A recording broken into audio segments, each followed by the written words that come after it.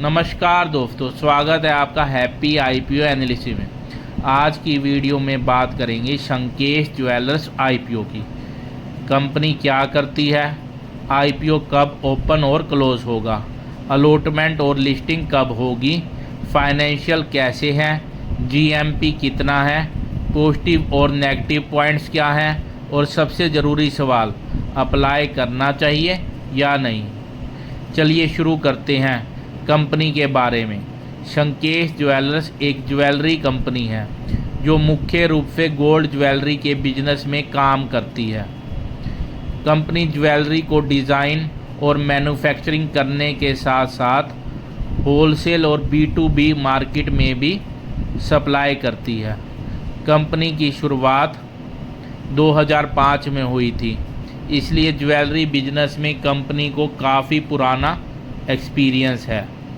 IPO की important dates. अब बात करते हैं आईपीओ की। संकेश ज्वेलर्स आईपीओ 18 अगस्त 2026 को ओपन हुआ है और 20 अगस्त 2026 को क्लोज होगा। आईपीओ का अलॉटमेंट 21 अगस्त एक्सपेक्टेड है और इसकी लिस्टिंग 25 अगस्त 2026 को एनएसई और बीएसई पर हो सकती है। इसका प्राइस बैंड 88 से 93 रुपये रखा गया है। एक लोट में 160 शेयर्स हैं। अपर प्राइस बैंड के हिसाब से एक लोट में करीब 14,880 की ज़रूरत होगी। आईपीओ का टोटल साइज करीब 367 करोड़ है। इसमें करीब 274 करोड़ फ्रेश इशू है और करीब 93 करोड़ ओएफएस है। आईपीओ का पैसा कहाँ जाएगा? आईपीओ से मिलने वाले पैसे का बड़ा हिस्सा कंपनी अपनी डेप्थ को कम करने में इस्तेमाल करेगी। करीब 158 करोड़ डेप्थ रीपेमेंट के लिए इस्तेमाल किए जाएंगे।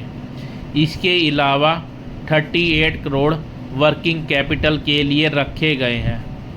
इससे कंपनी को फाइनेंशियल पोजीशन को मजबूत करने में मदद मिल सकती है। जीएमपी और एस्टिमेटेड प्रॉफिट। अब आते हैं सबसे इम्पोर्टेंट पॉइंट पर, जीएमपी। संकेश ज्वेलर्स आईपीओ का अभी जीएमपी 5.38% बताया जा रहा है। इसी हिसाब से एक लोट पर करीब 800 करोड़ एस्टिमेटेड लिस्टिंग प्रॉफिट बनता है। लेकिन दोस्तों, एक बात हमेशा याद रखिए, जीएमपी अनऑफिशियल होता है और लिस्टिंग तक बदल सकता है, इसलिए 800 रुपये को गारंटीड प्रॉफिट बिल्कुल ना समझिए। फाइनेंशियल कैसे हैं, अब देखते हैं कंपनी के फाइनेंशियल परफॉर्मेंस। फाइनेंशियल ईयर 2024 से कंपनी का रेवेन्यू करीब 1062 करोड़ था। फाइनेंशियल ईयर 2025 में यह बढ़कर करीब 1404 करोड़ हो गया और फाइनेंशियल ईयर 2026 में रेवेन्यू करीब 1631 करोड़ पहुंच गया। प्रॉफिट की बात करें तो फाइनेंशियल ईयर 2024 में करीब 12.8 करोड़ का प्रॉफिट था। फाइनेंशियल ईयर 2025 में यह बढ़कर 40.3 करोड़ हुआ और फाइनेंशियल ईयर 2026 में प्रॉफिट 106.7 करोड़ पहुंच गया। यानी कंपनी के रेवेन्यू के साथ साथ प्रॉफिट में भी अच्छी ग्रोथ देखने को मिली है।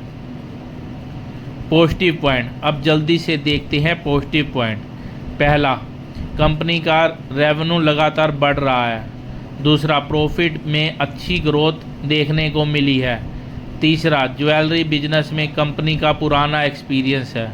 चौथा, कंपनी का पुराना डेप्थ कम करने और वर्किंग कैपिटल के लिए इस्तेमाल होगा। नेगेटिव पॉइंट्स, अब बात करते हैं नेगेटिव पॉइंट्स की और रिस्क की। सबसे पहला रिस्क है गोल्ड प्राइस में होने वाला उतार चढ़ाव। दूसरा, ज्वेलरी मार्केट में कंपटीशन काफ़ी ज़्यादा है। तीसरा, बिजनेस पर ज्वेलरी डिमांड का असर पड़ सकता है। और चौथा, जीएमपी से मिलने वाला एस्टिमेटेड प्रॉफिट बहुत ज़्यादा नहीं है, इसलिए सिर्फ लिस्टिंग गेन के लिए आईपीओ को ब्लाइंडली अप्लाई नहीं करना चाहिए। अप्लाई करें या नहीं, अब आते हैं सबसे ज़रूरी सवाल, संकेश ज्वेलर आईपीओ को अप्लाई करना चाहिए या नहीं।